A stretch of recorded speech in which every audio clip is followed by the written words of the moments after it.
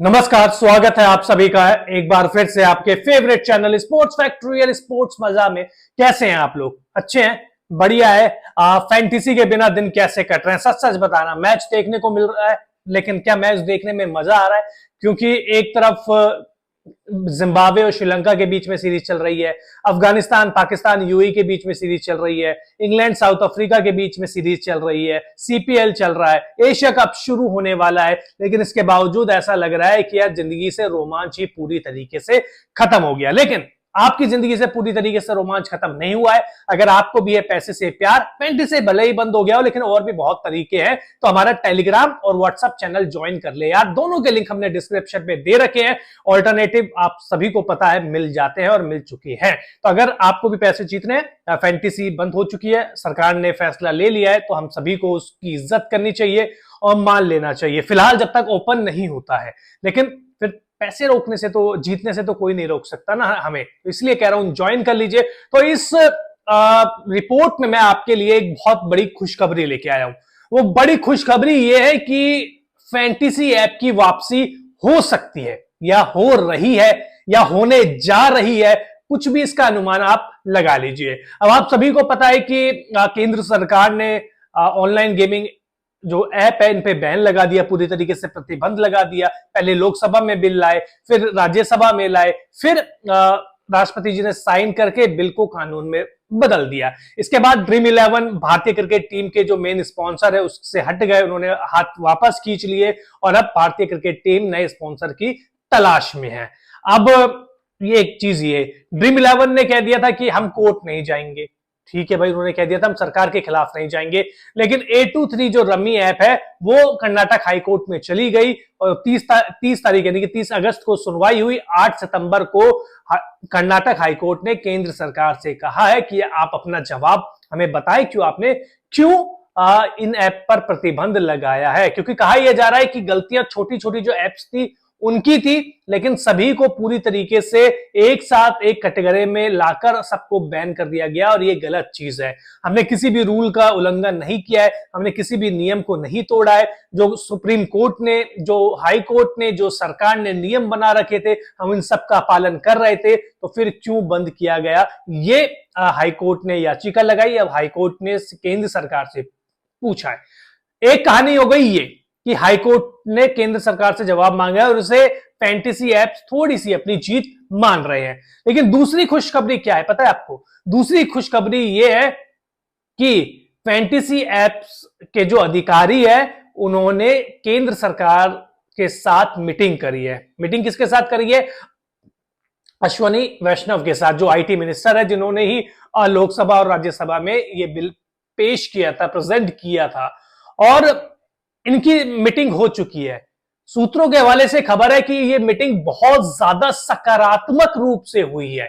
इन कंपनियों ने सारी चीज बताई कि सर हम ऐसे काम करते हैं, हमारा मॉडल ये है, पैसे यहां पे आते हैं हमारे, पैसे यहां से जाते हैं हमारे, और ये कॉन्टेस्ट होते हैं, ये चीज होती है। अगर आपको किसी भी चीज से दिक्कत है तो वो चीज हम हटा देते हैं और नए रूल के साथ, जो रूल आप बनाएंगे उसके साथ आप हमें वापसी करने दीजिए।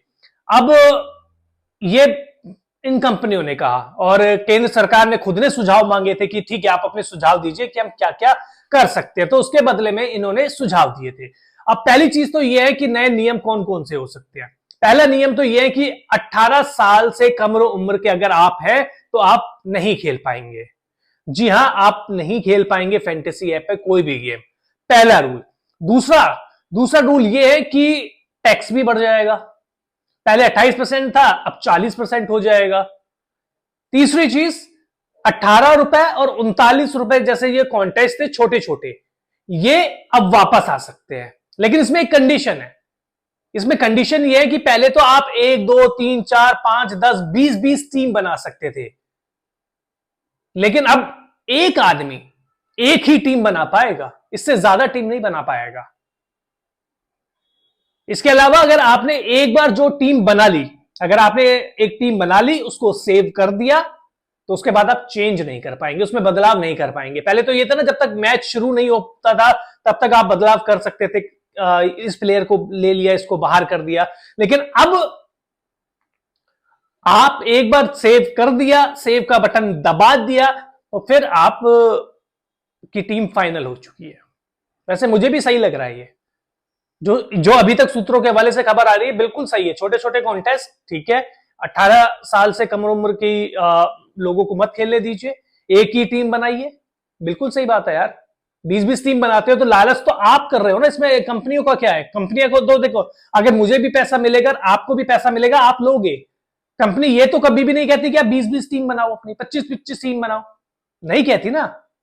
तो लालच अगर आप कर रहे हैं तो इसका लालच का भुगतान भी आप ही को करना पड़ेगा। रिवॉर्ड आपका है तो रिस्क भी आपका है। अब कर्नाटक हाईकोर्ट में सुनवाई होगी, 8 सितंबर को होगी, और कर्नाटक सरकार भी खिलाफ है इस बिल के। तमिलनाडु सरकार का भी सपोर्ट है कर्नाटक सरकार को, क्योंकि इन दोनों सरकार का कहना है कि मनोरंजन जैसे टैक्स या मनोरंजन, फैंटेसी ऐप, सट्टेबाजी, इन सबका जो नियम बनाने का अधिकार है वो केंद्र सरकार के पास नहीं बल्कि राज्य सरकार के पास है। लेकिन अभी देखिए, हर चारों तरफ से गुड न्यूज ही गुड न्यूज आ रही है। पहले हाईकोर्ट ने जवाब देने को कहा, अब केंद्र सरकार ने फैंटेसी ऐप से सुझाव मांगे। ये भी एक पहल है ना, कि केंद्र सरकार कह रही है चल लाओ अपने सुझाव लाओ कि हम क्या क्या कर सकते हैं। फिर सुझाव दे दिए गए। अब उन सुझावों पर केंद्र सरकार सोचेगी, विमर्श करेगी, और उसके बाद जो होगा वो आपको पता चली जाएगा। लेकिन हर तरफ से गुड न्यूज ही आ रही है। अगर आप फैंटेसी ऐप खेलने वाले हैं तो आपके लिए गुड न्यूज ही आ रही है हर तरफ से। सरकार और फैंटेसी ऐप के बीच में मीटिंग हो चुकी है, सकारात्मक मीटिंग हुई है। केंद्र सरकार ने सुझाव मांगे कि अच्छा बताओ कि क्या क्या सुझाव आप दे रहे हो, हम उसके ऊपर सोचेंगे, विमर्श करेंगे।